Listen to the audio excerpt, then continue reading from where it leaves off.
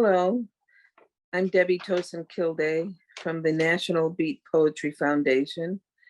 And tonight we are celebrating Carlos the Unhappy for his new book. And the book is called Oblivion, 200 Seasons of Pain and Magic. Carlos hails from the dark forest of Dean, England, and he's previously editor at Beat Surreal, the 90s underground lit scene.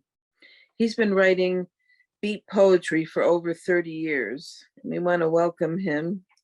And he's brought along some friends tonight to join us in his book launch.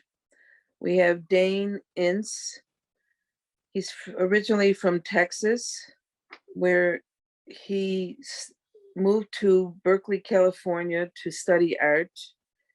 And he resides now in San Francisco. And we have Rob Sean Wilson. He's a poet and scholar from Western Connecticut.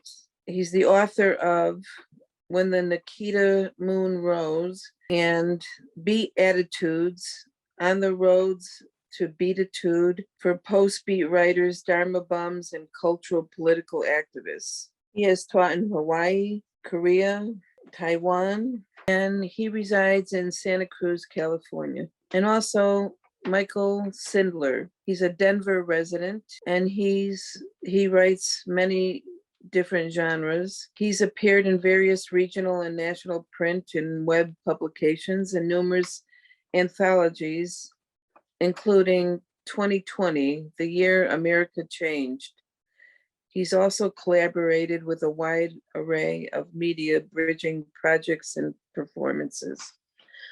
I want to welcome everyone. Carlos, tell us a little bit about yourself and how long has it been since you started writing this book? Okay, so I discovered the beats on the back of the Surrealists and Dadaism in the early 1990s when a friend came back from what was then Polytechnic, now University in Brighton. And he brought home Milan Kundera, Kerouac, Bukowski, books like that, which were totally new to me. I just come out of the army, parachute regiment over here. Managed to avoid going to Northern Ireland.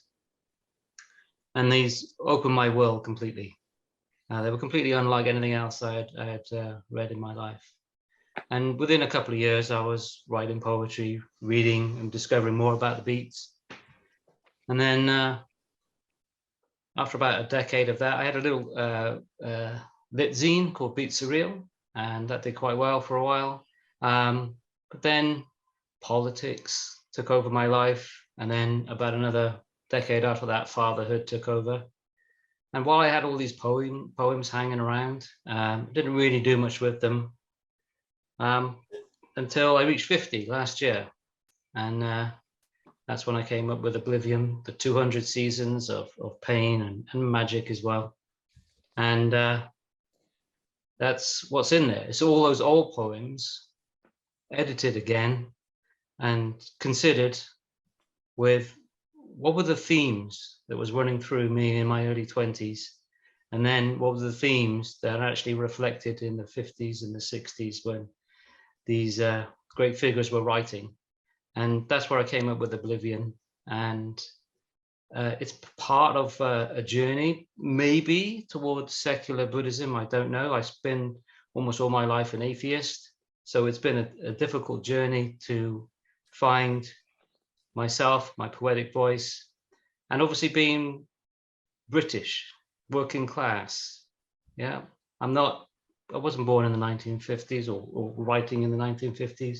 I'm not from the US. So when I discovered Michael Horowitz, when he brought the beats over to Albert Hall in the 60s, and he was writing, collecting the children of Albion, it gave me the opportunity to realize that actually there is an authentic British beat voice that can be garnered from these great figures. And that is the lead that I took. A bit of Frank O'Hara's reflections and the way that he wrote his narrative of his own life, and that enabled me to examine my own life, my background, and how did I arrive at this place. And that's what the collection's about. I myself, even though I wrote poetry from a very young age, I think I might be just talking about myself, but I think as you get older, you start thinking about everything that's happened to you. And if you were younger, it would be harder to express those ideas, I think. And it's easier as you get older. I agree. I mean, I have got a friend who perhaps gone through a midlife crisis, and this is maybe my equivalent. I don't know. But what I would say is, whilst these are poems that I had written when I was 20, I'm not even sure I understood what I was writing at the time. And in the preface to the book, I talk about 3 things that triangulated my understanding of this. The first were the beats themselves, and in particular, I would say Kerouac, Visions of Gerard, his turning his back to a degree on his Catholicism to find Buddha through Gary Schneider's teachings and learnings, and then what happened at Desolation Peak and things like that, only to then come back to his Catholicism. And that affected me quite a lot. Even though I was an atheist, I could see the power of that journey that he went through. Then alongside that, I grew up, my dad was a big Beatles fan, and the music with the Beatles was there all the time, and so were some of their ideas. And I had always loved George Harrison best, and his lyrics and his solo work that also seemed to fit with what I was reading with some of the beat literature at the time. You add to that Beisho, haiku, you add to that jazz, and all this triangulated with a bit of Alan Watts as well into what I think now is this, like as I say, this journey towards secular Buddhism, maybe, I don't know, but this poetic journey. And I think we'll talk later about some of the guests that I brought here tonight for this launch. A lot of their poetry speaks to me as a journey as well, just like On the Road is a literal road, but it's also a journey. When I first read it, I was expecting it to be what we're all told it would be, you know, this story of youth and crisscrossing America and wild times. But to me, when I really understood the book, it was a book of friendship. More than anything else, it was the friendship of Sal Paradise and Dean Moriarty, Jack and Neil. And that is the thing that I took from it more than anything else. And that was just one journey. And there was lots of journeys. As I said, Jack's journey away from Catholicism to Buddhism, and then back to Catholicism again. Gary Schneider's journey. Yeah, there's so many in there. There's such a rich, rich tapestry of great writing, great thinkers in there that deserve more recognition, I think, around the world.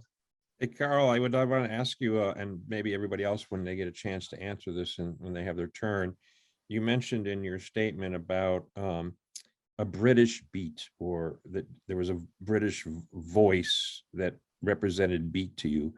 I'm curious how you would define, because everybody says, you know, what is beat? And what do you mean there's a beat voice, or what is beat poetry? And obviously you got turned on to these books, something hit you about them, and it was possibly a way of writing or expressing yourself, but then you felt that it was unique to your experience in Britain over mine in Buffalo, New York of the 50s or 60s or something. So anything you can say on that would be your sense of how you define that? Okay, well, I guess what makes it British is the cultural background, the stew of the rain that's in this country all the time, the gray clouds, the Cold War that I grew up with, and from the Beatles, they are definitely a British band, even though they had a huge influence around the world. You can't deny their Liverpool heritage. The Rolling Stones were from this country, you know. There's so much about Britain that's fantastic. But also, where do the beats come from? It all goes back to Blake. To me, it is of British heritage. You know, we've given this to you. Or how would you define that yourself? If someone was to call you a beat, do you have that as a sense that you're in that genre, whatever that genre is? to you? Yeah, it's in the language. It's in the. It's not just long sentences. That's the first thing. It's more than that. It's in the rhythm. It's in the. You can hear it in the jazz. I think I said recently when I did a reading, I said people asked me what is beat, and I said it's finding autumn in a Jackson Pollock. It's the door.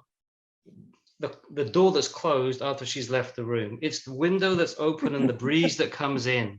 It's all these things. It's all these emotions. It's the downbeat, but it's not. But it's not. It's the beatitude of things as well. And I'm sure Rob will speak about that in more detail later. But to me, it's all those things, and it's a way of living, a way of expressing things that are in the universe. And I speak about the universe an awful lot, and also that pain and magic of the title of what I've collected here. And that's the Oblivion. Oblivion is a word where things are shattered and destroyed. But to me, perhaps there's something in that, and we should accept the fact that we're all going to die. But this life that we've given in this short period here is perhaps the greatest oblivion, because the whole universe is dying in entropy all the time. And to me, that's a wonderful thing. So as long as we're alert to it, if we're alert to it without being completely, it's not nihilistic at all. It's actually being alert to it. And I think that's a lot of what is in the secular Buddhism and what Alan Watts says, or the be here now, which is that George Harrison element as well. That's, to me, so important. And I cannot think, you want to listen, be here now, you listen to a bit of John Coltrane, and you know that he is there when he's doing one of his solos, when you can't hear his drummer anymore, he can't hear the pianist anymore, he is away, and he is on a different place, which is actually the spark of the cosmos when everything began. So would you like to read something? Yeah, okay, let's go with the first one now. And this is called Bench Sleepers of the World, and this builds on the mythology that is kind of the canon of beat literature, which goes back to Walt Whitman, to the idea that the hobo, the tramp, and the symbolism of the freedom that represents, the turning away from all the norms of the capitalist and the consumerist lifestyle. So this takes that myth and then embraces it as mythology and then explodes it at the end. And it goes like this. Bench sleepers of the world, of park and memorial gardens, rose, oak, grass, with your faces lined with struggle, dead morning smiles, blizzard enduring tanned and dirty skin, living in a long coat, always a long coat, mice, tender friends in your pockets of myth, only you can make homes in homes of homelessness. What golden dreams of autumn leafy avenues hide under that great grey beard? And what are the stories of the night known only to you and silent smug toms that walk the tightrope thinness of a park bench, the roof of a dead car, a sill, the very length of your humble bench? The rain must seem like nothing more than heaven crying, for you know the railway pigeons, the price of loose change, yesterday's news, the remaining L of a crust. But lonely old soul, lost soul, soulless soul, what kisses of the world have you tasted, apart from that of sour black tragedy and ice? So, I mean, that one, I used to actually steal a line from Ginsberg, the supermarket in California, in that, but I obviously had to change that over the years. And to me, it's kind of like I've always thought of it as like a sequel to that poem. I love that poem. And I love the way that it took Walt Whitman and put him in this supermarket in California. I love playing the way that he played with that idea. And that was probably the first poem I got published alongside Joanna Trollope and Peter Levy. And I went to Cheltenham for the publication of the book, the compilation that was put together. And I got so drunk because I was so scared I'd have to read out loud that I must have almost passed out before it. I don't even know whether I was asked to read or not. That's how young and fresh I was, and kind of afraid of my own poetry, even though to me it meant so much. So where do you think you're going? Do you ever think about the future, or do you dwell upon the past, or how do you see yourself? So poetry for me, I'm not here to make any money out of any of this. I've probably given away more copies of my book than I have sold. I thought that was just my story. Wait a minute, I thought this was a seminar on how to sell hundreds of books and, have, the whole 9 yards. I mean, what happened here? Well, yeah, but perhaps that's my sales technique. Yeah. No, I'm a father first, and I'm here to make my children's life magic and as magic as possible. And in fact, one of the things I'm going to be doing is working with my teenage daughter to hopefully do an audiobook version of this, get some people reading the poems, but she's going to do the music, the composition. And I play soccer with my son, and we do ultimate frisbee. So to have that with my daughter, it's fantastic. To be able to share art with your own family, it's kind of next level to me. I come from a pretty difficult background, and I write about that. So Debbie, yeah, I do look to the past a lot, and that's what I get from Frank O'Hara, the way that he approaches his childhood and delivers it. It was a big inspiration for me.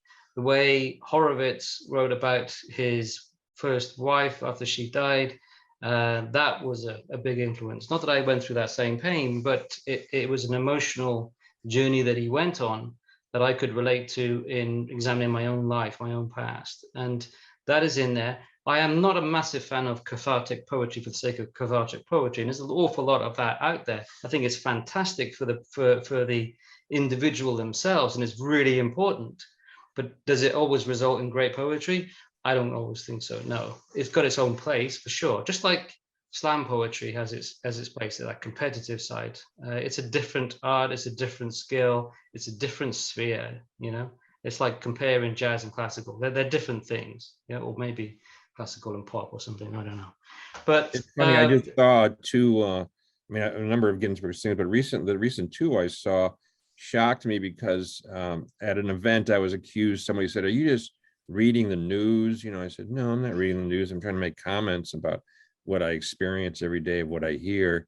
And the two Ginsberg ones I heard were these long, you could almost call them rants about the CIA and the drugs and listing all the people. And it was going on, and I said, well, there you go. That wasn't all his poetry, and everything. A lot of people have a lot of versions of a lot of things, and you cover, you might do a lethargic one when you're ready, when that's where you are, I guess, or maybe you finally figure it out, and then you do another one about something else. And I guess it's having that freedom to allow yourself to go, okay, I'm expressing what's going on now. Actually, that's what I'm doing, Absolutely, yeah. Anyone else got some? Let's hear some of your views. Well, I can tell you how I started the organization.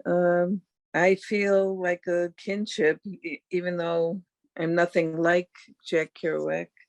I don't know if it's because he was born March 12th and I'm born March 15th, something like that.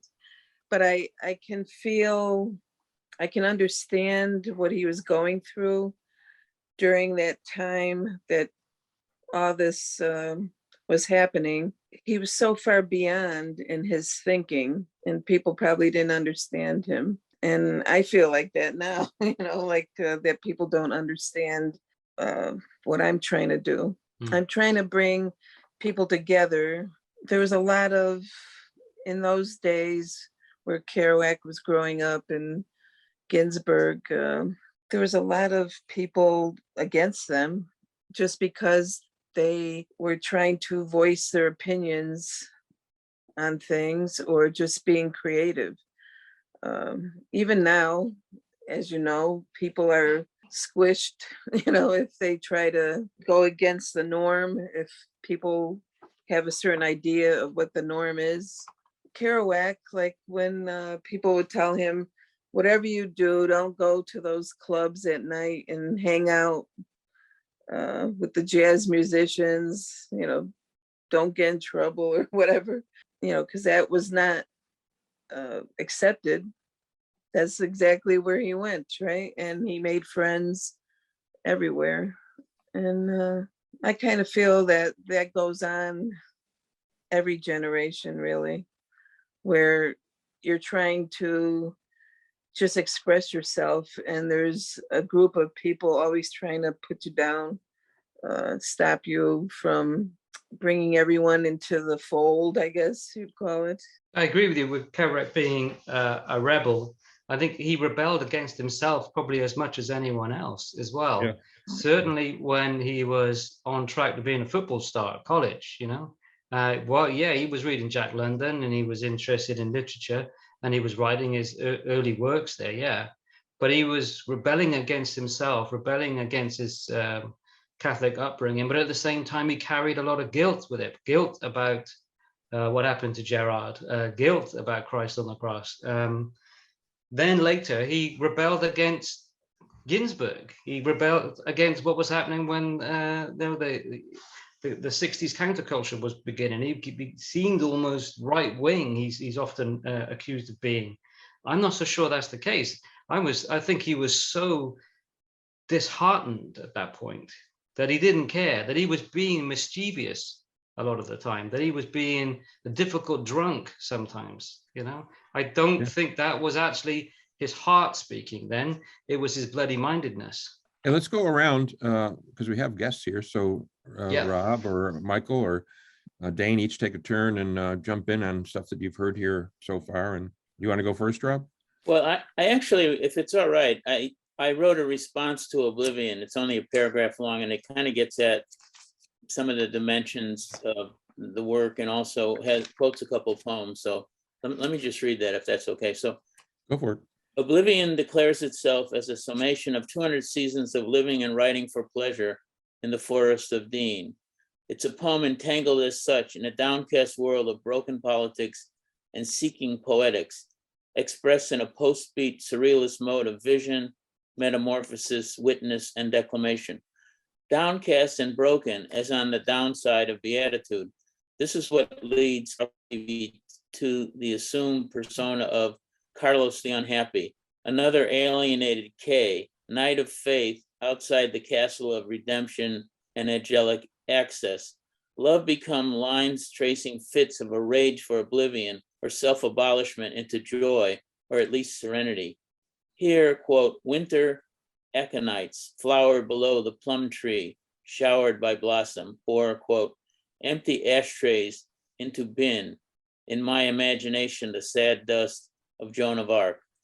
The poet seeker cast among dust, bone, trash, ash, goes on, quote, longing for a redemption that never comes. Still, the images, earthbound, can turn magical or spectral, as in a poem called Garden Statue. Quote, stone angel with ivy over your shoulder, as if you were pulling some great sunken ship of souls out of the mystic leafy bushes. Oblivion is more than oblivious or nihilist as a collection.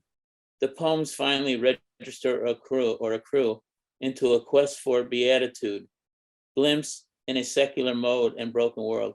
Yeah, I guess the word, for me, beat has that root meaning that Kerouac gave it of beatus, beatific, blessedness, and then beatus sunt, blessed are the poor, or blessed are those who mourn, they shall be comforted, right? And so there's the downside of beatitude, and then there's like the exalted side. And in a way, the journey, your journey is in a way through the down to up, but to be authentic, I guess you have to really tarry with the downside, and which is what you're doing. So, but I like Oblivion. Oblivion almost has a Buddhist kind of meaning of a kind of emptiness that's a fullness, or a destructiveness that's actually creative, something like that. So anyway, but I was glad to read the book, and I was glad to write a response to it. So. Right.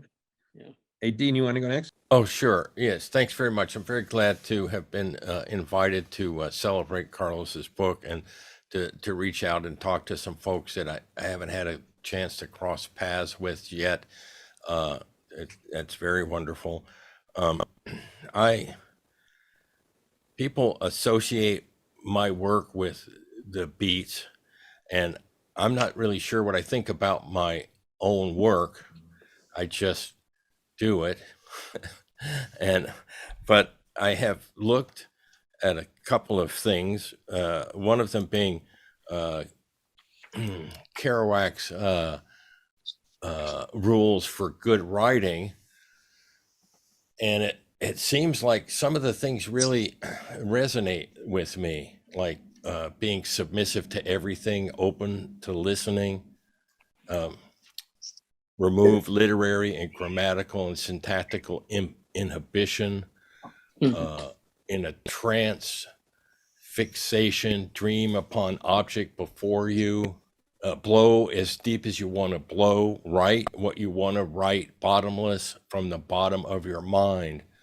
And those are kind of things that seem very organic to me.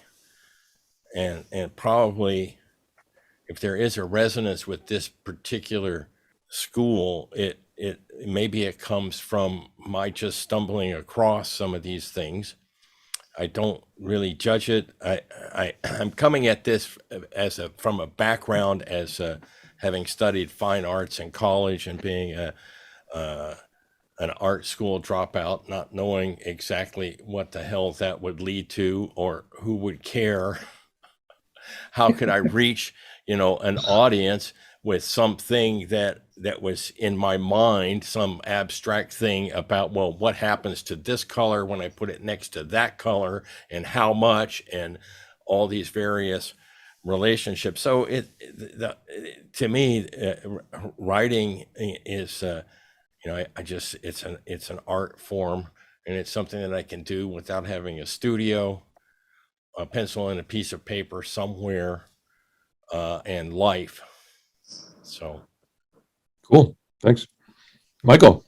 Oh, yes. Well, I would say it's fairly long and complicated route. I was really lucky enough to have two parents who were both very much attuned to poetics. My mom had this just like encyclopedic sort of knowledge. And, from the time I was an infant, she was just reciting, all kinds of things from A. Milne to Blake to Langston Hughes to just about, Kipling and all these things. I had the little bits of all kinds of Sandberg. So I had all this going on. And my dad, he really loved Vachel Lindsay. So that was like the first person that I sort of tuned into that had this sort of the rhythm and stuff, where the rhythm and the way it works on the page and things like that. And I think Vachel Lindsay made me, when I finally found Ferlinghetti, I felt this sort of sympathetic tone between the two of them. Ferlinghetti, just the way things were so beautiful on the page and just the rhythm of his work. But, I sort of, and I came to it, it's that whole sort of everything comes together. I was a teenager, early 70s, and, I'm sort of, caught up in a whole, psychedelic thing. So there's all of that, and, finding Ram Dass and all of that aspect at the same time. And my father was not a religious person. He was a moral ethicist, and I grew up sort of as a Unitarian. So it's like this, made sure I understood things from every possible spiritual tradition rather than trying to force me into one. And so, once again, the beats and, the Buddhist and the Hindu and all of that sort of resonated very strongly with me. And, as I say, I sort of found Gary Snyder first and really loved just the aspect of nature in his work. And then when I found Ferlinghetti, it all just sort of blew up. And then, like, the first time I read On the Road, I read it in a day. And I was like, for most of it, I was like in the back of somebody's car. And then we're hanging out in somebody's, and I'm just like moving around through the whole thing. So it's kind of a perfect way to read it. And, I wouldn't call myself a beat poet by any stretch of the imagination, but it certainly, that has been a huge, huge influence, and then there are, various other, people, being a hippie, you had Brodigan and Kenneth Patchen and all of those guys. So, yeah, I kind of had that whole stew going on. So I guess that's a start of an answer at any rate. I think that was I a great was- introduction from everybody, hearing where they come from and what's going on and how you define beat or not beat and why you guys write and what's important in terms of what you hope if someone will relate to your experience or what words have done for you. I guess we're writing in the hopes that will do for somebody else, I guess. I mean, or why do you, I mean, that's another question. Why do you guys keep writing? Well, I guess for me, whilst Oblivion is the past, coming back to writing, it seems such a natural thing to do, whether it's a haiku a day, whether it's just a single line that finds itself in a poem 2 years from now. It's just something that if you've got it, you can't let it go. It'll disappear like clouds if you don't get it down quick, but you got to do something with it, you know. You might then throw it away. You might then take the idea. So yeah, I mean, certainly keep going. Rob, I'd like to ask, you know, when you made reference to, you picked up on the K, when I used to write in Beat Surreal, my lit zine, I used to sign off as K rather than Carlos the Unhappy, probably because it's quicker. And then you said castles. Now, were you referring to Kafka on purpose, or did you just pick up the K? Well, K was a pseudonym, and it's in a Book of America or something. He used K, just K. And yes, that's right. And it's a kind of a cryptic letter, right? I don't know. It's something. It's just a mysterious kind of letter. So it's not like C, like Carl, is sort of comforting, right? But it curls. But K, exactly. I don't know. It has a kind of cryptic, and a Kafka sort of like took K over. So, and then I punned on the Night of Faith, which is Kierkegaard, another K. You know, so I don't know. It's a whole tangled web of, you know, of K. You know, actually, the question about why do I write? I remember you asked me. I had the answer: to keep my soul alive. What do you mean by that? Well, I'm educated as a scholar in Berkeley, and I got a job in Hawaii, right? But I got a job as a scholar. But I kept my soul alive. I kept writing poetry on the side, and then I got published fairly well. And then people resented it. Like they basically told me, you know, one was don't slum with the locals, meaning don't publish in Bamboo Ridge, which was a nasty thing to say. And the other was when I got published in something like poetry was, you're hired as a scholar, that's not going to count. So, but whether it counted or not, it was something I just had to do because it can express the fullness of the range of being. And I don't mean your soul, even your loss of soul, your sense of lostness. And I always thought the thing of giving shape in a form, whether it's a wilder form or a controlled form, that was very satisfying because I was working on books and you couldn't get the satisfaction of finishing. But a poem, you could at least, you know, in a week or, you know, like at least you'd get a draft of it and then you could go back. And so I have that line from Nietzsche, you know, that an artist ascribes to no thing of value unless it knows how to become form. And that if you can make it a form, even if other people don't think it's a poem, in your mind, it's a form that is a poem, you know? And so I don't know so it's sort of like keeping your soul alive, dwelling in some kind of form, and then you keep moving, you know, something like that. So. Well, go ahead. I was going to bounce off of what Dane said about you saying you were a painter, or, I mean, I think anytime each of us, I know for myself, I've done a number of different art forms, and writing has always been one of them. And it feels like I've always needed to write, so it's there. And then once I decided I was going to start putting out poems or quote unquote going to mics, because I was a performer before, not doing poetry, but once I decided I was going to do that and be on the stage and use just words, then stories are constantly coming to me that I feel like I want to write or need, you know, they mean something to me. I think them as gifts and say, oh, thank you for that one. Or they entertain me, actually. I mean, me sitting there and the story comes and I burst out laughing and I go, okay, thanks. I wasn't thinking, you know, and then I work on it, obviously. And sometimes it doesn't turn out to be that funny at all or whatever at the moment, but it's kind of a, you know, a driving thing that's there that I'm glad I have. I mean, lots of people don't have things that motivate them. And in this particular art form, the words keep coming to me. So I'm glad about that. Absolutely. I think there's probably the key document of the Beat generation, apart from maybe Howell, is Don Allen's collection of poetry. And in the introduction there, he talks about straight away this new world of poetics which became the Beat generation, this new generation which absorbed the San Francisco Renaissance, the New York poets, and Black Mountain before that. He talks about straight away, page 1, that there's is equally as important in America and world culture the abstract art that was going on, and I mentioned Pollock earlier, it's probably the biggest name at the time, and then also jazz. And it's something unique about beat poetry and everything that's around it, like Black Mountain, like New York School, that's so happy to look left or right into other worlds of art, which you don't get in other forms of poetry, I don't think, other schools, or at least as much. And I think it's that acceptance. I mean, look at Michael's background there. I'm assuming that's your own artwork, Michael, is it? Or yeah, so there you go. Dane, you said that you would come to art.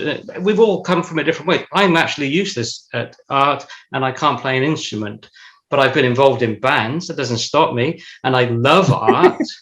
I love photography. I love these things, but I love them in a way that, my granddad used to love gardening. It's the people's art to me. It's something that we can all share, that we've all got it within us. Some of us have talent. Like we can see Michael's there.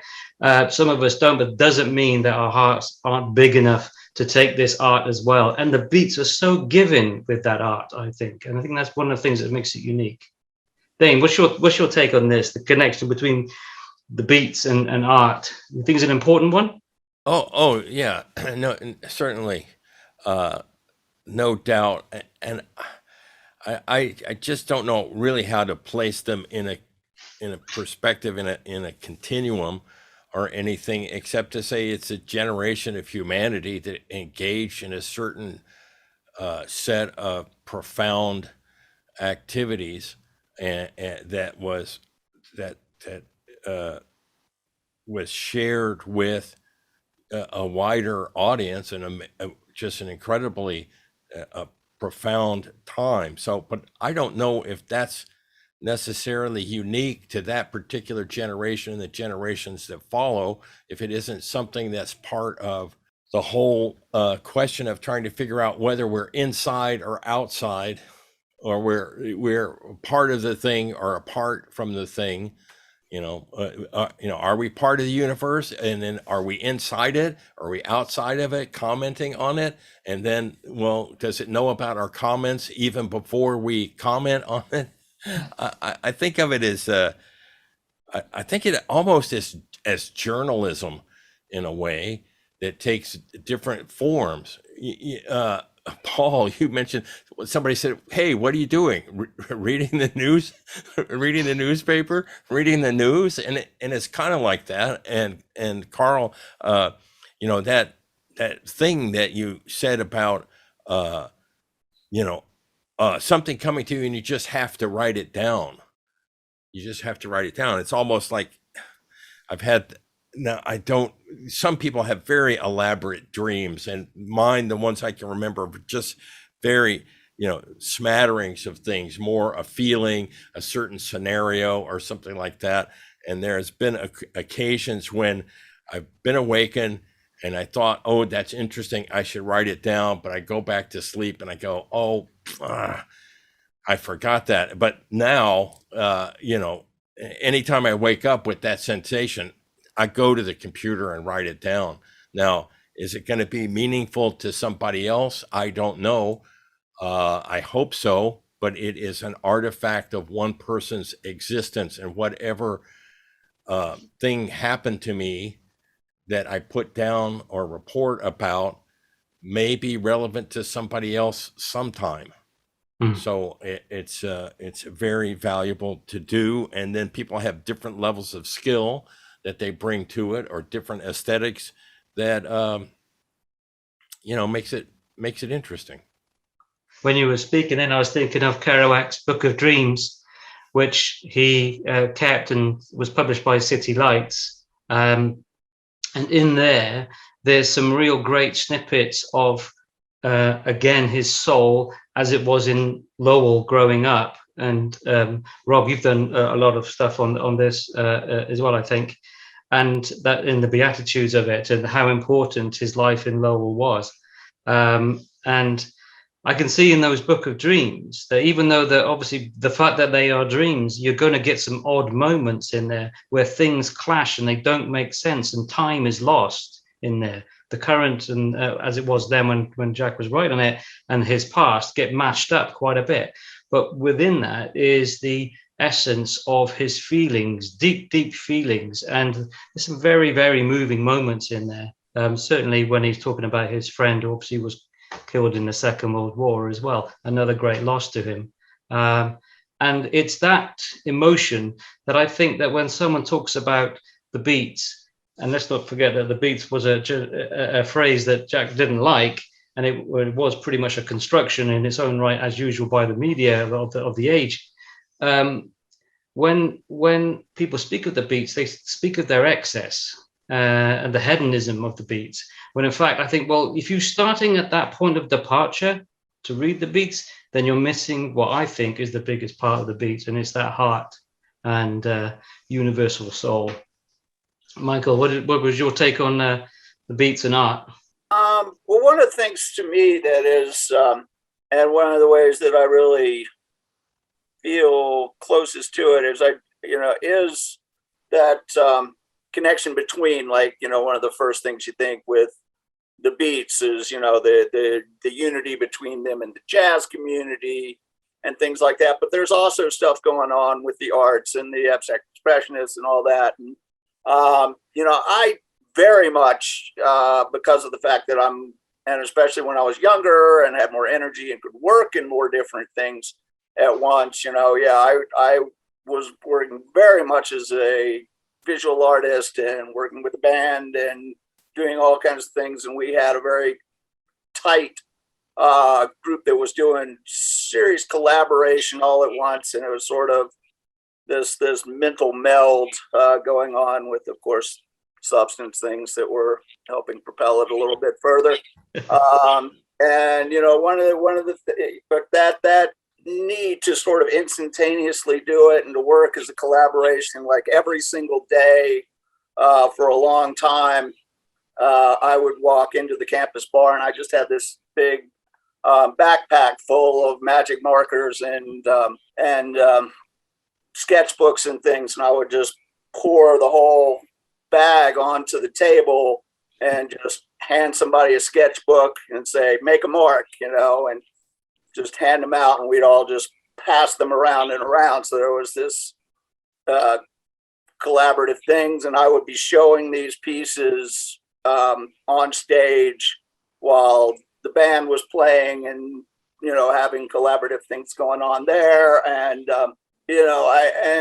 what made you think you could do that? I mean, what was stopping? And that's the thing, it's a lot of what we were doing is, it was kind of interesting. This is sort of small town South Carolina at the time, but what we're doing was, and like I say, back in, high school, back in the early 70s, and we were just doing we would sit there and do improv poetry just back and forth at each other for hours. And, there was no such that, rap and all of this, wasn't a thing. But, the Beats had started doing that. David Amram, just started playing the piano, and Kerouac started, rapping over that. And so, that, and they took it, from, the Black community who was doing it. And that's a big thing. I'm really lucky because I'm here in Denver, which of course, has such incredibly strong Beat roots. I'm where Cassidy is from, and I lived, 2 blocks down the street from me is where Ginsberg used to live, and right up the street, is 5 Points, Welton Street, and all that, where the old jazz clubs used to be, where they would hang, and different clubs over on Colfax where they would recite poetry. So all of this stuff is very, very still very real here. And Naropa is, half an hour up the road, and Waldman's still up there at the Jack Kerouac School of Disembodied Poetics. It's beat is very much in the whole root of what Denver is. But I just stretched about 40 years there. Yeah, well, that's what it is. That's what it is. Debbie, I was going to ask you, so the National Beat Poetry Foundation, the last festival you had a couple of months ago with David Amran, what was it like working with him and having him play alongside so many great speakers and readers that afternoon and into that evening? What was that like? Well, David is just a unique human being. He's just so wonderful. But I had never met him before this year. It was like I knew him all my life, after meeting him. It didn't take long. But this is what I learned. I learned that he's just a regular person, just like all of us. We're unique in our own way, but we're very much the same. And what are we wanting? We just want that togetherness, being accepted by somebody. I brought him there, brought him into the fold, so to speak, and we all celebrated. And he wanted to play with everyone. He wanted to just play and be. And he said, I was afraid to come here before. This is what he said to me. He took me aside. He said, I was afraid to come here before because I didn't know what it would be like if you were very formal or, what kind of person you would be. But he said he was happy that I understood that he could have, and everybody else could have their say and have the freedom to express themselves as they want to. And it was very free form. And that's what I tried to create with the organization, is a very accepting place for everyone to gather and hear all the different voices. And what is beat? I mean, it's what it is for you individually. You were going to say something, Michael? I was waiting for you to finish, though. So but it's we're a new generation of beats. I don't want to think of ourselves as mimicking, what happened before the beat generation of the past. I think of our organization as to keep evolving and changing. We're not set in a certain style. I accept, people come to my events and they'll say, I'm not a beat poet. And I'll say to them, they're afraid to come to my events, some of them. And I'll say, do you have something to say that's meaningful to you? And they'll say yes. And I said, well, then you're a beat poet. So let's hear you. What do you have to say? And then they lose that fear because I'm accepting of everyone.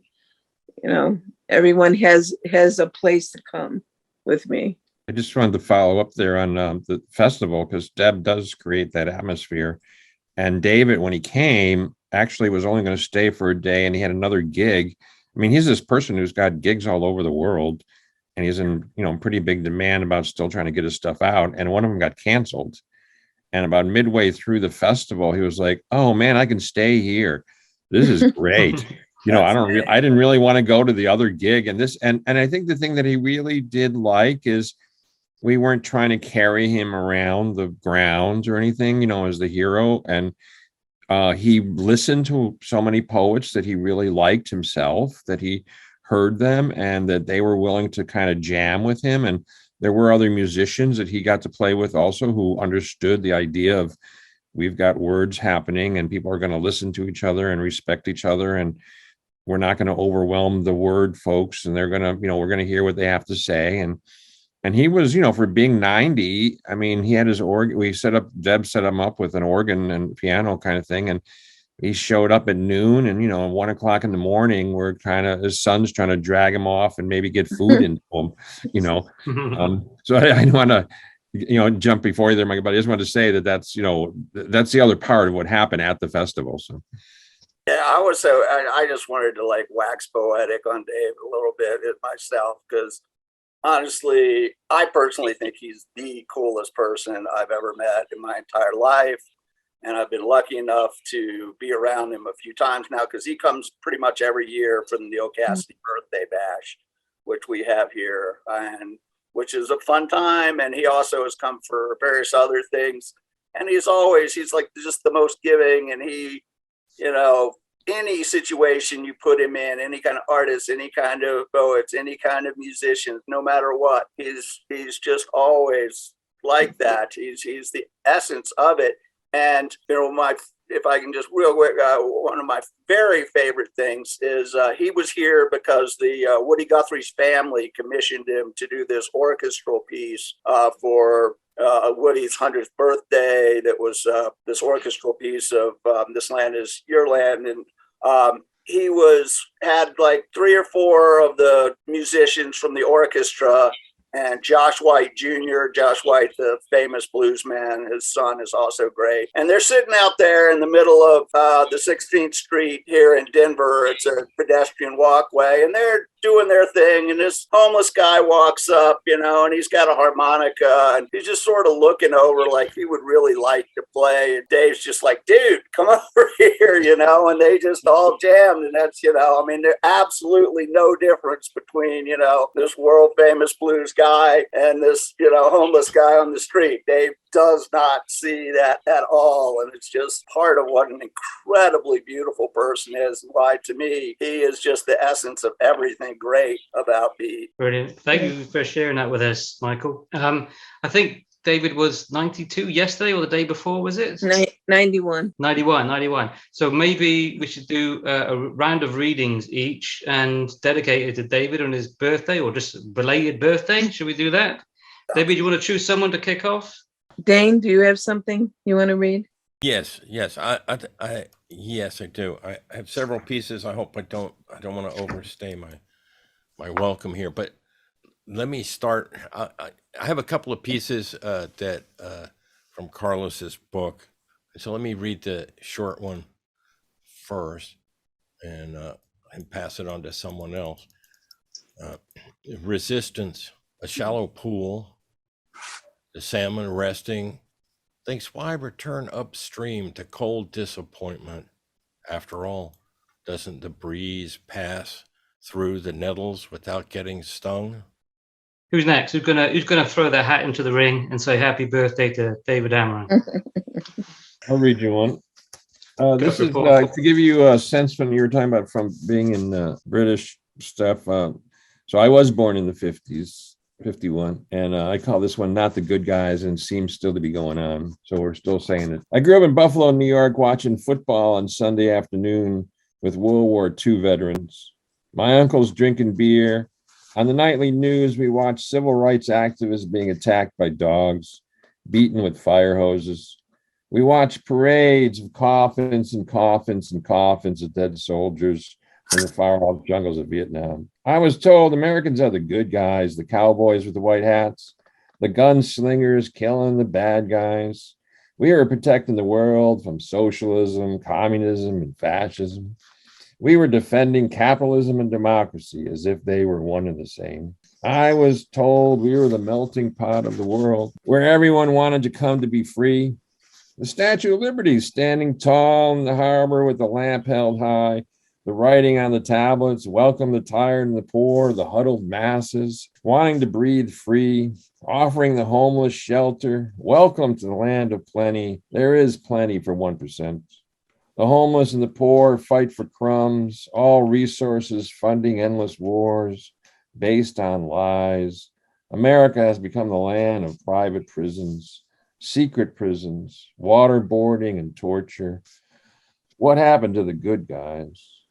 We watched children put in the cages, separating immigrant families never to be reunited. Our history classes never focused on the broken treaties, genocide, home and abroad, slavery, crushing workers' rights, women's rights, our moral compass of racism, the environmental destruction, destroying democracies, installing dictators, the real history. So many lies. Where are the good guys?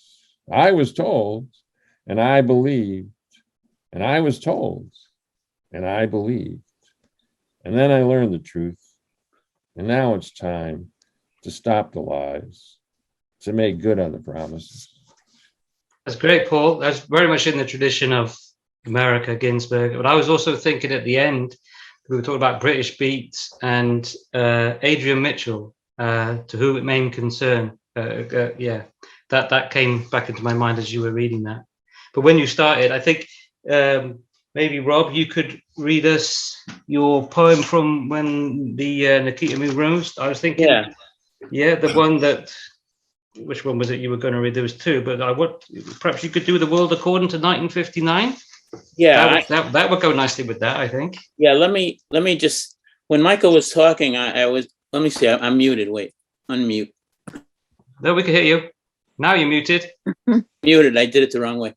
Yeah. When Michael was talking about Denver and the various sights and sounds there and Cassidy's presence, I'm reminded of that line from Ezra Pound, to have gathered from the air a live tradition. And, you know, in other words, Naropa, the Beats, Kerouac, I could talk a lot about Lowell. I mean, in my mind, Jack Kerouac transfigured Lowell in almost like an immortalizing way. And he did the same with people like Neil Cassidy, Gary Snyder as Ray Smith and the Dharma Bums, you know, that he transfigures them into these virtually mythic, immortal characters. And Lowell, in my mind, you know, like he's a French Canadian that spoke French until he was 5, you know, some Canuck Jual, you know, dialect. And now it's full of Cambodians. But the way Kerouac portrays Lowell, it's immortal. I mean, I grew up in a town, a Brass City. Waterbury is a lot like Lowell, the Lowell of Connecticut, you know. But anyway, it you know, and then when I went out west, I had to go through Denver because it was the beat journey, right? You know, you had to go there to see what was there. So, of course, I had to get to San Francisco, and I did, right?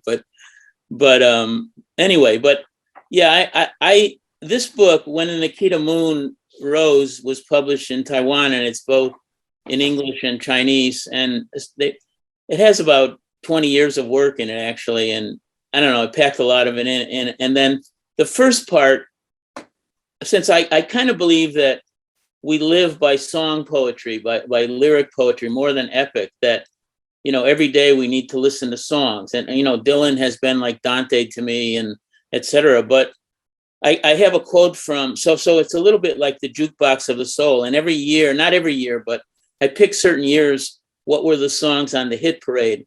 And I kind of play off them, and I'll do that. But the line, this is how I got started on the poem. Jack Kerouac has an essay called "The Jukebox is Saving America," 1941, you know, meaning that, you know, we might be a death regime, a war regime, a Cold War regime, but the jukebox is something else, right? So, and the line is, pack up your troubles in the old kit bag, return to the jukebox. And the drunk resumed his dancing. I was astonished inwardly. I ate my steak with great delight. The jukebox, I said to my steak, is saving America. So, you know, so, yeah, so I, you know, and I felt that way about, you know, living on song poetry and the way you learn romance, you learn adultery, you learn, you know, broken hearts, you learn how to heal a broken heart. Everything to me has been sort of like, well, going to Winterland, you know, and the Paul Butterfield Blues Band. So I lived on that more than, I mean, I lived on John Donne and Blake, etc. But that was really spoke to my deepest soul, you know. So I actually want to read this one, December 15th, 1965. That was a turning point year for me. And that was when the Byrds sang Mr. Tambourine Man and Turn, Turn, Turn, right? They kind of lifted up Dylan and a Pete Seeger lyric from Ecclesiastes, to everything there is a season, turn, turn, turn, a time to everything under heaven, right? And it was like Pete Seeger's, like Ecclesiastes, and the Byrds were singing it. And when they did, you know, My Back Pages or Mr. Tambourine Man, you know, it was just incredible. I mean, it was like I was like in another zone, lifted up, and it was even before Dylan went electric. The Byrds did some of his things, and Eric Burdon did House of the Rising Sun, So, but anyway, I want to do this one, and you'll hear the turn. It's December 15th, 1965. You'll hear the turn phrases recur in there. So there were two 1965s inside 1965. Silver airtight spacesuits dreamed on, little dreamer. I turned into the Godhead, hungry, turn. Streets of fire burned in Los Angeles, turn. Pratt and Whitney boomed into dead man shifts. I drove a broken down Buick in my hometown. Draft cards smoldered from conscience, turn. Strawberry milkshakes made from fruit yogurt. The taste of honey rankled from another era. What a mammoth hit, man. What a mammoth shit, man. In the streets of Babylon, I saw LBJ scarred, blown up in the wind. Riots, turn everywhere. Turn, took to the streets, turn. I did not know, turn. What direction, turn. Crossed the landscape into Berkeley because I saw an interview on TV. Could always turn, cruise downtown, sip cherry cokes and cranberry sweaters. Couples turn, scramble in the dark for hidden orifices, turn. Singers changed their first name to Indian mantras, turn. 10,000 people marched down Fifth Avenue, turn. I saw blonde myth. I went from coffee houses in Greenwich Village to international fame. Sat stooped over, drinking green eyes away in an Irish bar on West Main Street. The Northeast plunged into darkness, turn. And I lived there. In Waterbury, turn. The message of Ecclesiastes, turn. Went electric, turn. We had sex, turn. We had violence, turn. We had Mary Poppins, mothers of invention, turn. Enough to drive you out of sleepy St. Michael's Church. Toyota Corollas, turn. Broke the Detroit monopoly. Dear heart, turn. I sang along globally with the pretty lemon tree of Trini Lopez. Shadow of God's smile set across my land. And all that road going west. Tony Bennett just got better and better. Jeans were in. The day of the wet t-shirt tanned in summer place. We hid the falsetto of American incense in a burning land. A truce came at Christmastide. We sat down to bargaining table with a poet, blood on our hands. Too much water had run under that bridge. Too many rivers between ego and God. Had a rendezvous in space, turn. Unmarked graves, turn. Hair got longer and bogged down in grim realities of Vietnam. Yesterday, I entered into a pact with hallucinogens. After reading Rimbaud's Illuminations, nowhere to check that motivation on a personality test in Golden Gate Park. Winston Churchill died at 91. Nat King Cole died at 45. Barbara Streisand touched me. She touched me, breezy Jewish, listening to a jukebox tripping on Avenue A. Anyway, so that, you can see the Byrds are sort of floating through that. Thanks. I'll read one of David's, he likes this poem that I wrote because he wants the generation to keep going. And other organizations, they dwell on the past beats with, like it's a dead end, like they lived and they died and that's it. And we'll just talk about them for the rest of our lives instead of like I'm recognizing you guys, you are part of the new generation of beats and you have something to say and everybody should know your name too. That's what I hope for. And this is something that I wrote that David really liked. Yeah, that's us, a new generation. A beat generation. Where did we come from? It all started when Jack Kerouac decided he wasn't following the rules, a sterile set of sentences created from a set of words and ideas from someone else's mind. He wanted his own words, his own ideas, written and read the way he felt. He wanted music with his words. There was rhythm, but it didn't have to rhyme. We all want the same things.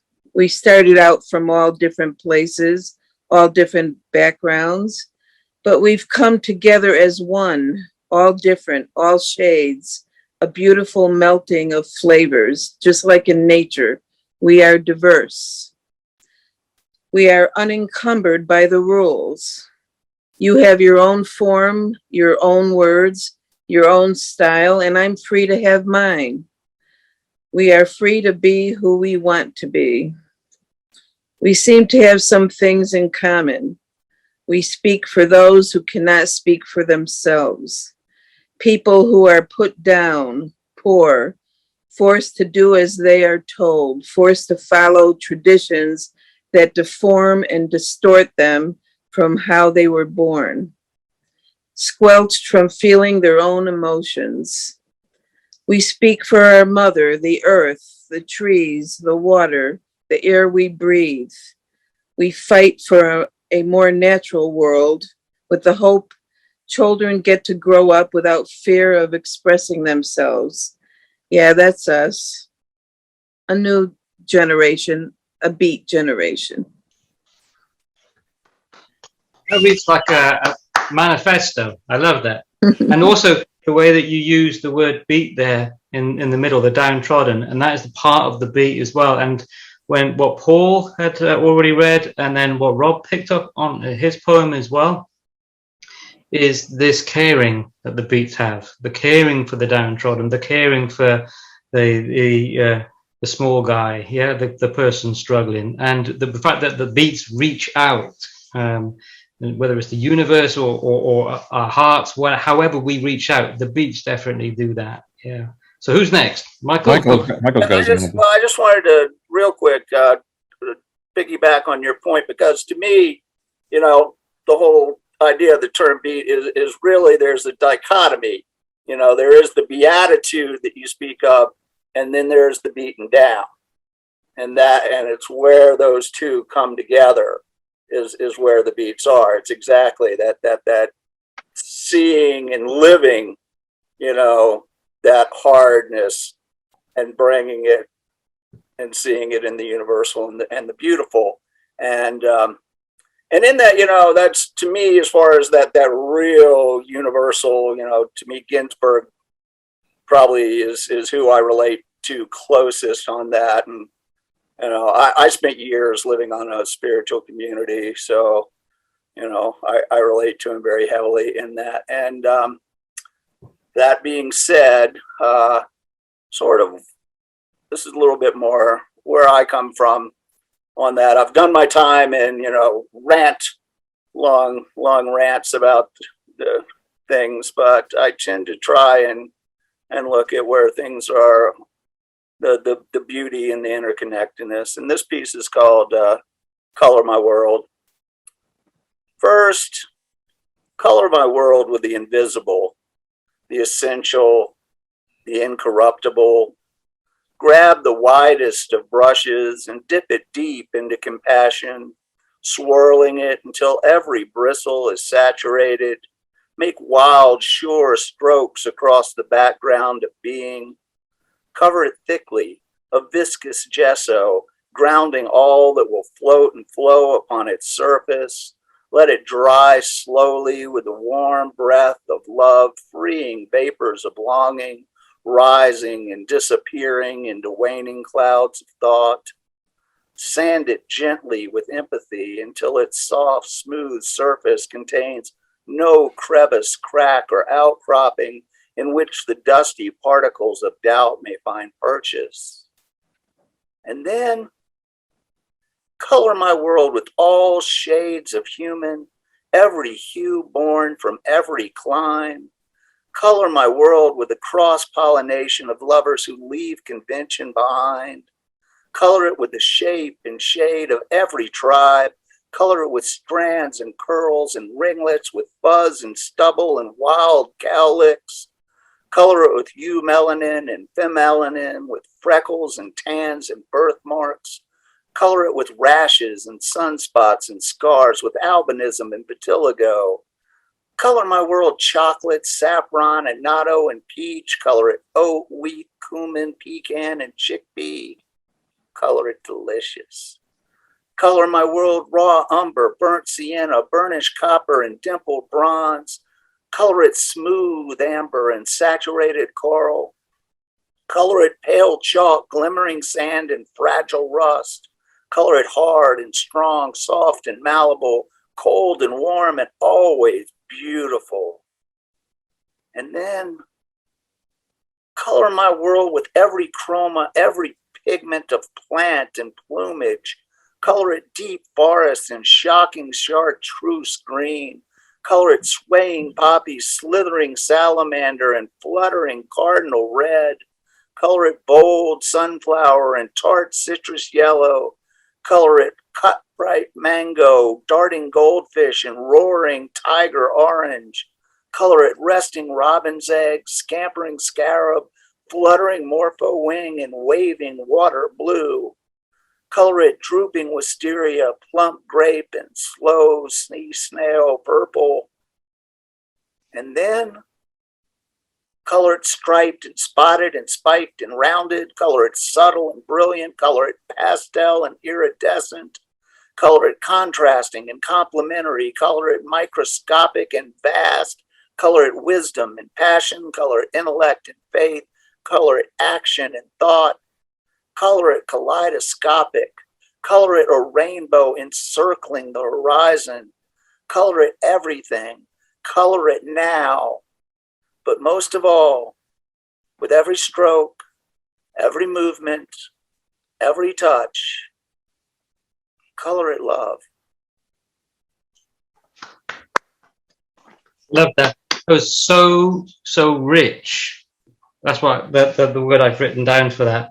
And when I read it earlier, and I heard it on another video that you did as well, and I had to respond.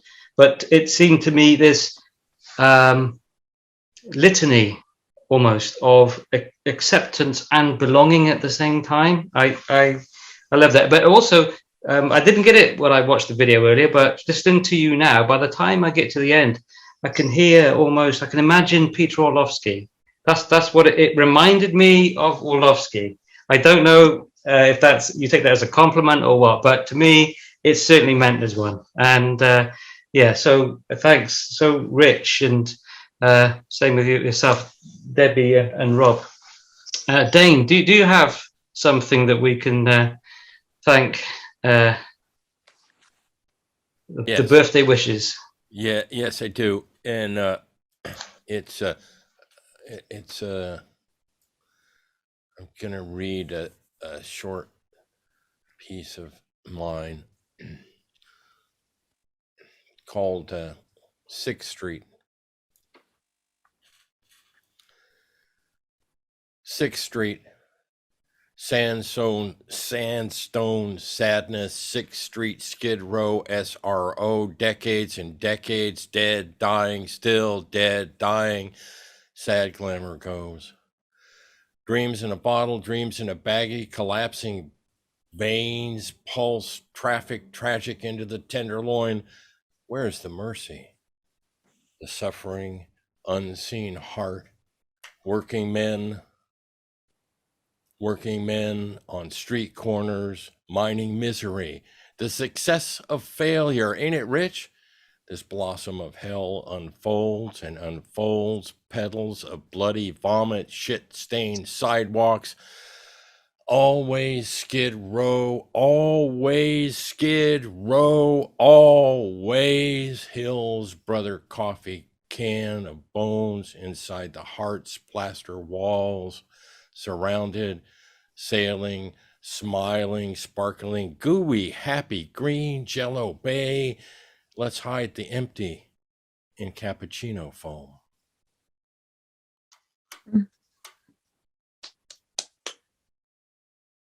I love that one too. I get a real sense of soloing, soft, Miles Davis moment. Imagine that everyone else stops, and then in a silent way, and then I get that. But there's the real sort of almost Chet Baker like desperation, where you've got where is the mercy, the suffering unseen heart, that desperation, and it's so relentless all the way through. There's so much pain, you can't help but feel it. So thanks for sharing that with us. It was really good. Thank you. Hey guys, just to check in, we're about almost at an hour and a half. So if there's maybe thinking about something that you haven't covered or wanted to say as we, because who knows how long people will watch. I mean, doesn't mean we have to cut it short. We can always edit it into, 2 things, but we are hitting the hour and a half. So I just thought I'd point it out. I know that we all sort of had picked some short pieces. We're supposed to pick haikus. The one I picked is actually a little longer than a haiku. I was hoping I could sneak that through. Would this be a good time for that, or? Sure. Yeah, sure. Okay. I just do this because it is, to me, the single piece that perhaps is most directly pertinent. And this is one for his last birthday, I did this right before he died. And this is called Ferlinghetti 101. Lawrence, you may have had tongue in cheek when you told us the world is a beautiful place to be born into, but it is more beautiful for having you in it, for having all those black and white thin paperbacks full of beats and all those hats full of hope. I think that's a fitting tribute to a giant, because without Lawrence Ferlinghetti and City Lights, no how, and all that followed. Absolutely. Who wants to share another haiku? Who's next for the haiku? Yeah, I have one, and then I do want to make sure that I get a chance to read another of your poems, Carlos. Anniversary. Winter love sleeps in my heart. Building snow blinds me.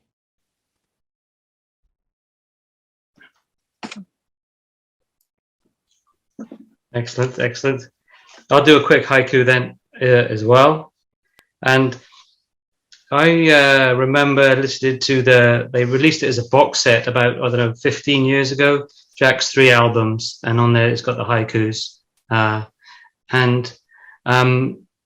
always like to read haikus twice. They're short enough, so you feel them the first time and you get the words, and then the second time you get their depth sometimes. So yeah.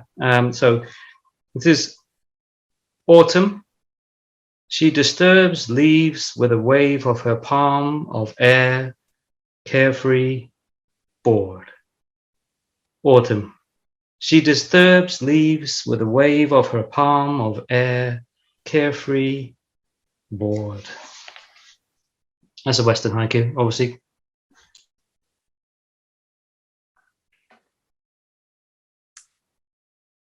So, Carlos, is there one particular piece besides the first one that you read from your book, Oblivion, that you particularly like, that you would want to read? Yeah, I can do. Yeah. Rob, did you have a haiku? Paul, did you have one as well? No, in terms, it's I'm rather, this is good in terms of, this is an interview with you, and so this is good to. I don't have a haiku for you, no, thanks. No. I don't either. Yeah, go ahead. Okay. Debbie, do you have one? No, well, I don't know where they are or where to find them. I could read what I read at Paul's his short piece. It's just a short piece. Go for it. Yeah. Life is just a bowl of cherries. That's what they told me. Later on in life, it seemed more like the pits. Good, good. That's all Okay. I got. I'll do this one that's dear to me, and it's one of those poems that you have to have a certain audience, and I think you're that audience. It's a triptych of lament. It's in 3 parts. Each is for the lament is for. So it's number 1 is Jack Kerouac, number 2 is Lou Welsh, and the 3rd is Richard Brautigan. So number 1, Jack Kerouac. So this inspiration really happened to me, but it's based on a real life event that happened at the start, I would say, of Jack's serious drinking, serious downfall, that moment that changed. And it's a real event. He was thrown out of a club, I think it was in Vancouver, and he was so drunk that they had to knock him out to get him out, and he woke up in a field the next morning. And that's the moment that I've taken as the inspiration for this one. The other 2 are lament for, obviously, both Lou and Richard took their own lives, so it's a different type of tragedy that befell them, but that's the direction of all these 3 poems and what links them together. So, number 1, Jack Kerouac. Morning rain on the grass isn't rain, but dew, the night residue. Hot coffee soothes the haunting booze, yawn the bird song. Think of Kerouac waking in a field, his soul already seeping. Death, the drink death, pouring stars down his throat like sand, bitter, cloying clay. You can't go home again? Lost. Leaves of grass? Lost. His own words unable to rise, a drunk, itching heart, messy, confused. When did you cease seeing the angels? You lie in dew, come to, no holy vision. Only 4 more slow years to go now, then rest. Christ on the cross climbing down. The small hand of Gerard at last slips into yours. But for now, Buddha has prepared a blanket of dew just for you, Taijin. Look homeward, angel. So that's the Kerouac. Lou Welsh. Now this refers to a poem by Georges Louis Bourget called Dagger. And you kind of get the idea of what that poem is about by this poem here. But if you don't know it, look it up after. It's a great poem. So number 2, Lou Welsh. The revolver you took with you as you walked away had been waiting all this time like Bourget's hungry dagger. The sunset mountains of California accepted you, hid you, gave you somewhere to slip quietly into oblivion, fall through a ring of bone. And finally, number 3, Richard Brautigan. You were living alone in Bolinas in an old house, trees in the way of the sea, your last view. Now you have the clouds. No one called on you all that last cold month, 44 Magnum spent at your side. Of that loneliness, all your readers remained, saddened with pools of shame. And yet, please plant this book grows, Ianthe grows, your magnificent mind in our mind, that too grows. Thank you. Thank you.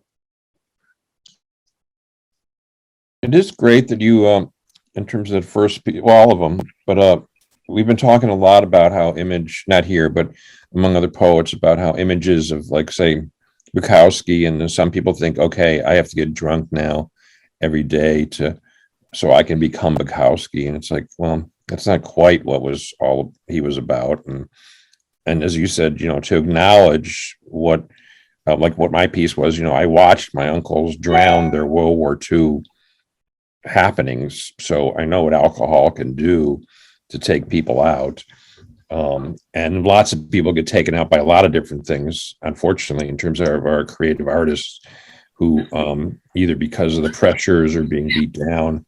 And so just to acknowledge, I think it's great that you had pieces about acknowledging what's happening to the folks who we want to honor or we're inspired by, you know what I mean, or because there's a lot of issues going on now about artists that you love their work and then you find something else about them and you go, okay, can I not love their work now? Or what's going on in relation to that?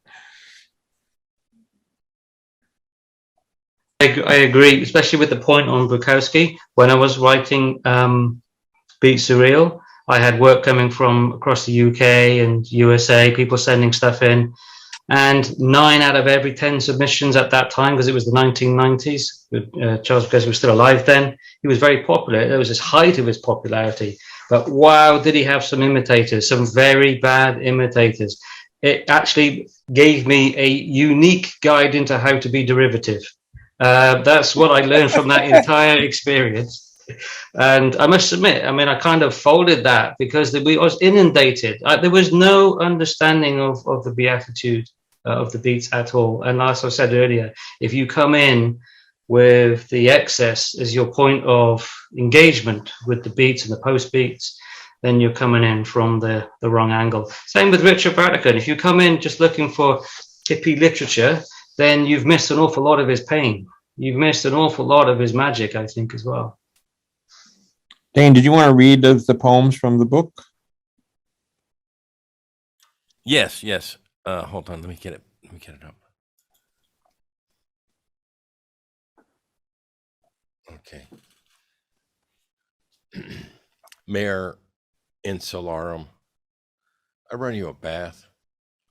Make a fat tomato sandwich, laying gently across sliced toms, deep green leaves of basil, the smell of iron, wet with rain.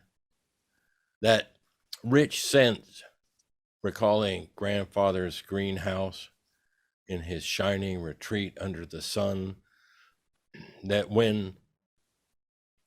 then the somehow taste of blood, leaves of blood at night, I give you room in my bed. And together we read the love poems of Kenneth Patchen. Sometimes we don't talk.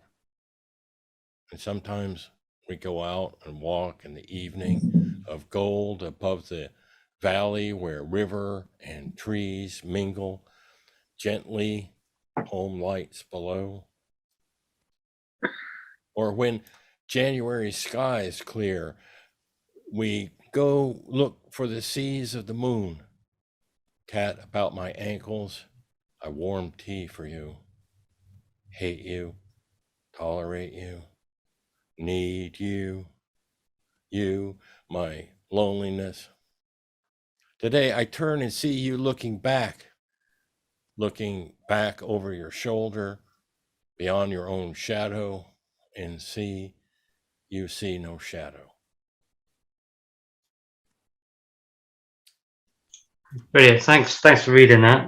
And Mare Insularum is a sea of islands on the moon. And it's a play on the idea that no man is an island. And obviously the whole poem is about loneliness. And sometimes I'm okay with that. I've been to cinemas and watched Citizen Kane on my own at midnight. That's okay. Yeah. But then other times it's not so good. Yeah. So no man is an island at the end of the day. I myself, rather than acting out what I'm feeling, like going and getting drunk or high or something like that, I write very depressing, poems. People do call them my suicide poems.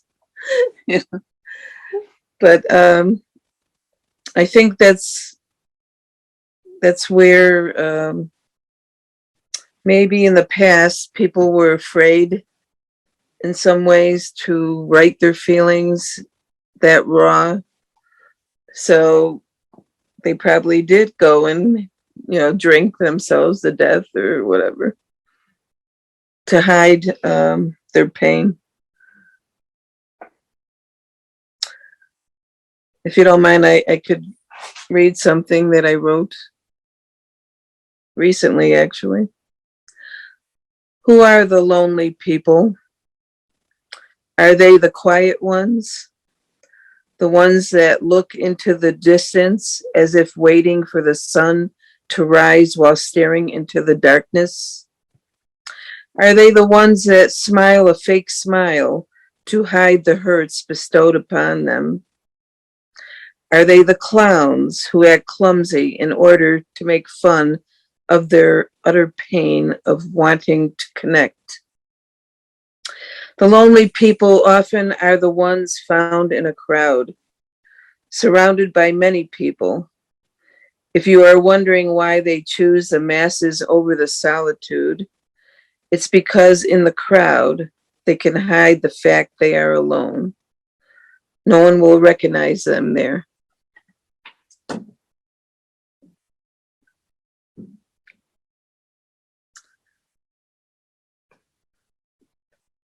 So I want to ask Carlos, do you want to tell everyone where they can get your book? How they can get your book? Oh, okay. Yeah. It's on Amazon, this side of the pond, and over on your side as well. Though I'm into universal themes, but I don't want to be sending people up in rockets. But we are where we are. Yeah. So I'd like to hear Michael's area. Can we do that one? That would be fine. I'm more than happy to. Okay. As he said, the title of this is Aria, and the epigraph goes, I'm talking to the part of you that never speaks. Laurie Anderson. Every object on this planet speaks to us, reflecting back vibrations from each sound they encounter, embedded in the rustling and flickering or songs and voices, great rumblings and whispers, caught but not collected, each moment's movement a new exposition. Even the crumpled bag of chips, its surface quivering like a pond's skin, repeats the stories with a plastic tongue. Deeper yet, all aspects of being, every subatomic particle, rings and hums together, the true harmony through which the universe speaks to itself, to us and to all else, leaving no doubt as to our oneness. What cannot be heard can be felt in silence, the finger hovering over the plucked string, tickled by rhythmic radiation. Every atom is ear and tongue, scribe and subscriber, every substance dancing to cycling series of rising interconnected incremental tones blasting from the black mouth of the Big Bang. All notes and sounds, every chanted word and thought, an echo of primordial exhalation. Every nerve and tissue, every growing cell, every crystalline formation speaks to all, listens to all, sings an open-ended aria of unity. Brilliant. I love that. And I wonder whether Rob could read us his Nothing from When the Nikita Moon Rose. I think that would be a perfect partner piece for this. And we spoke about earlier about the universe and how your aria then sings the universal soul, I think, what you just read there, Michael. And I think what Rob's got about to read, you'll hear, is in a similar vein, but he starts with nothing and then how important that nothing actually is. But I don't want to say too much and steal his thunder. And that's a loud thunder crack in the space of nothing. Yeah, I was working with a Korean translator, Peter Lee, a book called Silence of Love, and I kept reading these poems over and over for Saturday and Sunday, and eventually I got possessed by this feeling of Buddhist emptiness, and then the odd thing was I was living in Waikiki, so I walk out of the hotel and I walk through Waikiki, so that's kind of, you'll see some of the setting of it, but it's kind of that Buddhist nothing. Nothing. Beneath the glaze of water in the pool, beneath my churning flesh hands, beneath my hands cutting through water, nothing hangs there waiting, a taste of nothing at the jaw. As we walk past the arena of stars, nothing. Past the gas stations, broken wine bottles, nothing. I try to tell you what I am tasting, nothing. In the sun above, nothing. In the moon, nothing. Under martial law, the petals fall, nothing. In the cure of the Buddha, nothing. In the talk of the old poets, nothing. In the look of our eyes after sex, nothing. In the wind of the land, nothing. We walk holding hands, we pass on nothing. Slender gods of Korea come to nothing. In the room of the scrolls, the edited jewels, full of sound, nothing. Full of passion, nothing. Full of me, nothing. Everywhere I look, nothing. And it is radiant and singing, nothing, nothing. Yeah, so thank you.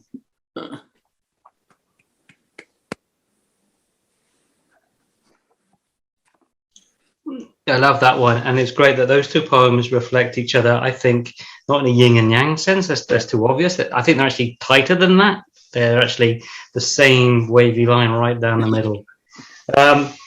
So maybe Dane could then take us through Santa Ana, his poem, and instead of that nothingness, what we're going to see now is a bend of time. If I've read the poem correctly, we're going to go back to the Texas Revolution. We're going to see what happened in US history, the worst disaster in that. And we're going to, I think the sense of place in this poem, I think is fantastic. So Dane, do you mind sharing that with us? Yes, thank you. Santa Ana. Gray, unpainted clapboard house on Gould, ringworm on the next door kid's arm. We played the tableside jukebox, some song by some new band, all the rage, the smell of peeling wallpaper, the plaster wall. What comes through the AM radio static? Ricky Rooster Crow, Steve Stallion, Winnie's approval of the DJ's music selection, tobacco juice stains, pickup truck door. Lost $300 somewhere on top of the canyon, overlooking the muddy, winding Rio Grande. Down below the low summer shimmering heat, I nearly bought a condo in Brackettville. Empty eye, the empty time, yesterday, now. Cattle slaughter town, meat packers hangout, north side beer bar. Doughboy helmet hangs a welcome in the window. Owner beds down in a pool table, felt green room in the back, just big enough for a bed. Parade by the courthouse. Look out the window room. Look out the waiting room window. Green and brown. The pumps pump out the slime. Little more than 7 decades come to this. Fishing on the lake. Early morning promise. In the water west of dance hall casino. Long burned to the ground. You never taught me to swim. Later, learning to as a Boy Scout, they pulled us out of the channel by the church. Floating down the Pecos, rushed by bedrock, limestone, Big Bend, hanging tree. I know about hankering for a lily. That's how I pass the time these days.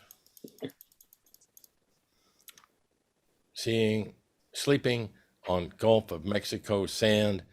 I know bugs eat balls of oil washing up on the shore.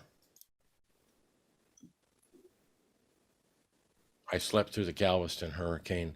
I fished for bait shrimp off Padre Island. I've seen the marsh where Santa Ana surrendered. Blood in muddy water. Long time tragedy still feeds the scavengers. Carlos, you didn't read Jesus Came to Me in a Dream Once. I didn't ask him to. Want me to do that one?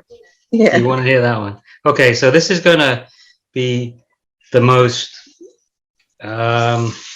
British one you'll hear tonight. Hopefully you'll get some of the cultural references here. Certainly you'll get the Beatles and the Who ones, the Cold War. Rupert Bear, I don't know if you have Rupert Bear in America. Did he make his way across Mary Tortel? Anyway, let's give it a shot. Okay, this is Jesus came to me in a dream once, I didn't ask him to. Jesus came to me in a dream once, I didn't ask him to. I guess he just does that sort of thing. Came in late night haze of fag smoke, 1977, lounge, me 6, dozing, parents up 1 a.m. drinking and smoking. Wallpaper white with big green leaves and vine.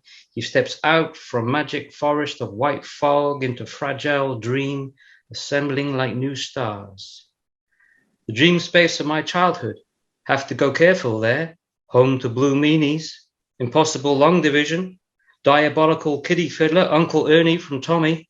Scary. Colder than Cold War, nuclear death in my sleep. But Jesus of the dreams was face of peace. Glowed sweet hope.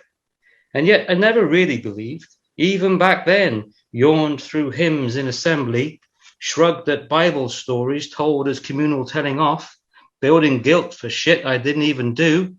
Yet, no, never saw the light, but yes, light of the sun turning a field gold. Strange light of sunset illuminating the silence of swooping house martins. Slow flight of satisfied seagulls of the evening by the Y. Dreaming I was an albatross, gliding myself calmly the hell out of here. Dreaming I was leaf cat on wall, brimming with courage and knowing. Dreaming, daydreaming, learning to imagine. Imagine light of UFO, again, taking me the hell out of here, especially if I remembered I haven't done my homework. Sick of chores, sick of mum's blood spots along the corridor. I can still see what's on TV through the hole in our lounge door the old man made with his fists of rage, huge fists, fists that control our house. But imagine instead the tracking searchlight when running away, heart racing with glee. Imagine living in Chepstow after hours furniture store with Rastus Mouse from Rupert Bear Annual, leaping on king-size beds and best buddy boarding school pillow fights. Imagine all the biscuits in the world are mine. Imagine Jesus of the fag haze wants to help. Imagine he has a plan. Screw you lot, we're going to where the wild things are. Hey, if we're going there, can my friend Pete come too? I feel the empty loneliness of the incredible shrinking man, looking out at the stars of the universe, knowing no matter how small, he still exists. Jesus says he's never seen it. What's the use? What's the use when you don't know loneliness? Instead, old man pinches arm to wake me. I'm to clear up as they slope off to bed, empty ashtrays into bin, in my imagination, the sad dust of Joan of Arc, clear glasses, the yawning innkeeper after the Last Supper, finally get to bed, try and ignore the excited wings of the darkling, the dark, dead darkling of the night who waits in the top left-hand corner of my bedroom ceiling, feeds on hope, blows nightmares into my childhood ear with a whisper, as 6-year-old me slides into sleep, looking for a resurrection that never comes. So does anyone else have anything to say? If y'all don't mind, I would like to just, we've talked about inspirations and what got us to where we are. And I just want to mention that I quit writing for like a decade. And I would not be writing again if it wasn't for the Lighthouse Writers Center here in Denver. And I just feel like I owe them such an incredible debt. And I think they're just such an amazing resource as well for other people. And I'm just going to stick this right here, lighthousewriters.org, which, yes, they're here in Denver, but you can get to them anywhere in the world. And I just, like I say, they just changed my entire life, and I owe them so much. And if I do have another couple seconds, I would like to read a haiku, and I think it sort of also fits the subject. It's called Atheism 101. I did Ferlinghetti 101. This is Atheism 101. God worship, not for you. Try respect for the universe. Voila! Just as good. I want to just wrap up one last poem from the collection of Oblivion. and picks up on that theme of the universal. And I've got a lot of poems here on that theme. And the amazing thing is I didn't see that at the time until I pulled them all together. And that's what's been the real pleasure and that's where the name Oblivion comes from. And this one's called Flower Power.